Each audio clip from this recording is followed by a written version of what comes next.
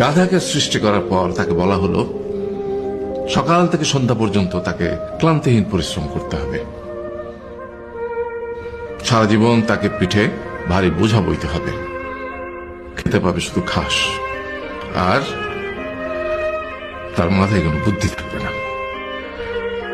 তার আয়ু হবে 50 বছর। গাধা করজোড়ে সৃষ্টিকর্তাকে বলল, আমি এত বছর বাঁচতে চাই না, আমাকে 20 বছর আয়ু দেওয়া হোক। সৃষ্টিকর্তা সেটাই মঞ্জুর করলেন। কুকুরকে যখন সৃষ্টি করা হলো তখন তাকে বলা হলো যে সে হবে মানুষের সবচেয়ে বড় বন্ধু, কিন্তু সে খাবে মানুষের উচ্ছিষ্ট, এবং তার আয়ু হবে 30 বছর। কুকুর সৃষ্টিকর্তাকে বলল, আমি এত বছর বাঁচতে চাই না, আমাকে 15 বছর আয়ু দেওয়া হোক। সেটাই মঞ্জুর করা হলো।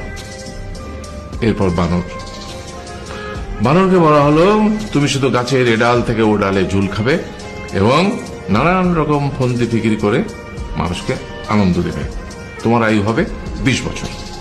বানর বলল, আমি 20 বছর বাঁচতে চাই না, আমাকে 10 বছর দেওয়া হোক। সেটাই মঞ্জুর করা হলো। এবার এলো পুরুষ মানুষের পালা। তাকে বলা হলো যে তুমি হলে প্রাণীগুলোর মধ্যে সবচেয়ে বিচক্ষণ এবং বুদ্ধিমান, সেই জন্য তোমাকে প্রাণীদের শিরোমণি করা হলো এবং তোমার আয়ু হবে 20 বছর।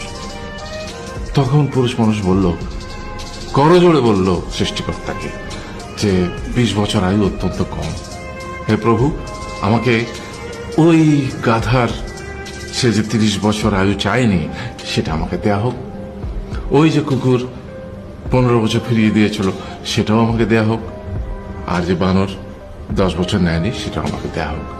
20 বছর অত্যন্ত কম, আমি দীর্ঘদিন বাঁচতে চাই। সৃষ্টিকর্তা সেটাও মঞ্জুর করলেন। তারপর কি হলো?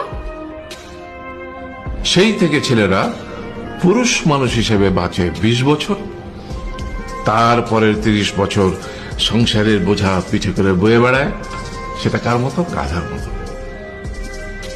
তারপরের 15 বছর সে তার ছেলে মেয়েরা যা দেয় সেই রকম ঠিক কুকুরের মতো উচ্ছিষ্ট খেয়ে বাঁচে। আর তারপরে বৃদ্ধ বয়সে ঠিক বানরের মতো, যেমন গাছের এডাল থেকে ওডাল ঝুল খায় বানর, তেমনি এই ছেলের বাড়ি থেকে ওই ছেলের বাড়ি, আর নানান রকম ফন্দি ফিকির করে তার নাতি নাতনিদের আনন্দ দেওয়ার চেষ্টা করে।